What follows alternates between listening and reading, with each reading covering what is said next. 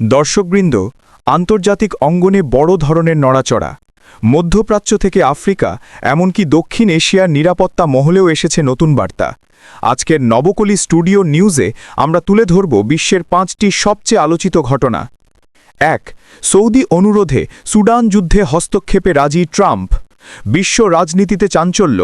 মার্কিন president Donald Trump প্রথমবারের মতো ঘোষণা করেছেন, সৌদি যুবরাজ মোহাম্মদ বিন সালমানের সরাসরি অনুরোধে তিনি সুডানের গৃহযুদ্ধে হস্তক্ষেপ করবেন। এটা আমার প্ল্যানে ছিল না, কিন্তু মোহাম্মদ বিন সালমান চাইছেন আমি এই যুদ্ধ থামাতে বড় পদক্ষেপ নেই, এমনটাই বলেছেন ট্রাম্প। মিডল ইস্ট আইয়ের প্রতিবেদনের সঙ্গে মিলে গেছে এই ঘোষণা।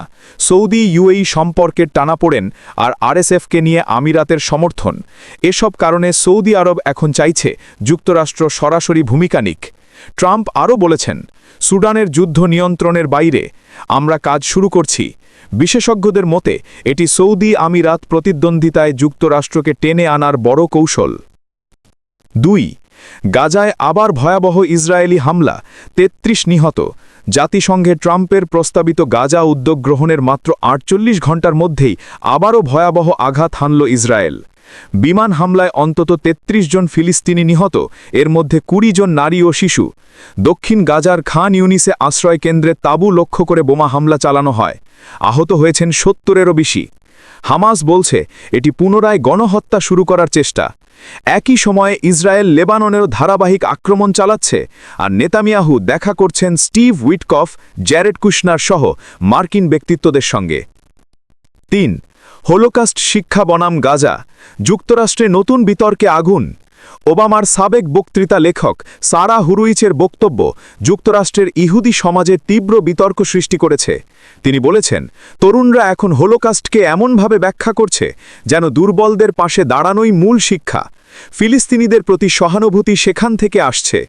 এই মন্তব্য ভাইরাল হওয়ার পর সমালোচকদের দাবি, ইসরায়েলপন্থীরা হোলোকাস্টের মূল শিক্ষা বিকৃত করছে। মানবাধিকার আইনজীবী নৌরা এরাকাত লিখেছেন, ক্ষমতা ও রাষ্ট্রীয় সংহিংসা এড়িয়ে গেলে সত্য লুকানো যায় না। অনেক ইহুদি মন্তব্য করেছেন, হোলোকাস্টের শিক্ষা সার্বজনীন, আর কখনো নয়, সব গণহত্যার ক্ষেত্রেই প্রযোজ্য। 4. উন্মুক্ত সহযোগিতা, সার্বভৌমত্বে হস্তক্ষেপ নয়। ভারতের দিল্লিতে বাংলাদেশের বার্তা। দিল্লিতে অনুষ্ঠিত কলম্বো সিকিউরিটি কনক্লেভের 7ম সম্মেলনে বাংলাদেশের জাতীয় নিরাপত্তা উপদেষ্টা খলিলুর রহমান গুরুত্বপূর্ণ বার্তা দিয়েছেন। তিনি বলেছেন, বাংলাদেশ নিরাপত্তায় উন্মুক্ত সহযোগিতা চায়, কিন্তু কারো সার্বভৌমত্বে হস্তক্ষেপ নয়। ভারতের এনএসএ অজিত দোভাল বলেন, মহাসাগর আমাদের অর্থনীতির চালিকা শক্তি, নিরাপত্তা রক্ষা করার সদস্য রাষ্ট্রগুলোর দায়িত্ব। বাংলাদেশের উপদেষ্টা খলিলুর রহমান আরও জোর দেন, হিন্দ মহাসাগরের শান্তি স্থিতিশীলতা, আন্তর্জাতিক আইন, জাতিসংঘ সনদ, অভ্যন্তরীণ বিষয়ে হস্তক্ষেপ না করা ও আঞ্চলিক নিরাপত্তায় যৌথ ভূমিকা। এর মাধ্যমে বাংলাদেশ উন্মুক্ত আঞ্চলিকতার নীতি পুনর্ব্যক্ত করেছে। 5. মার্কিন মধ্যপ্রাচ্য অস্থিরতার মাঝে নতুন প্রশ্ন, বিশ্ব কোথায় যাচ্ছে? ট্রাম্পের সুডান হস্তক্ষেপ, গাজায় নতুন গণহত্যার আশঙ্কা, ইসরায়েলের আঞ্চলিক অভিযান এবং যুক্তরাষ্ট্রে ইহুদি ফিলিস্তিনি বয়ানের সংঘাত, সব মিলিয়ে আন্তর্জাতিক পরিস্থিতি অত্যন্ত অস্থির। বিশেষজ্ঞরা বলছেন, মধ্যপ্রাচ্যের প্রতিটি পদক্ষেপ এখন বৈশ্বিক কূটনীতিকে সরাসরি প্রভাবিত করছে। দর্শক, আপনি কি মনে করেন? কমেন্টে লিখে জানান আপনার মতামত। আর এই বিশ্লেষণটি ভালো লেগে থাকলে লাইক দিন, শেয়ার করুন আর সাবস্ক্রাইব করে নবকলি স্টুডিওর পাশে থাকুন।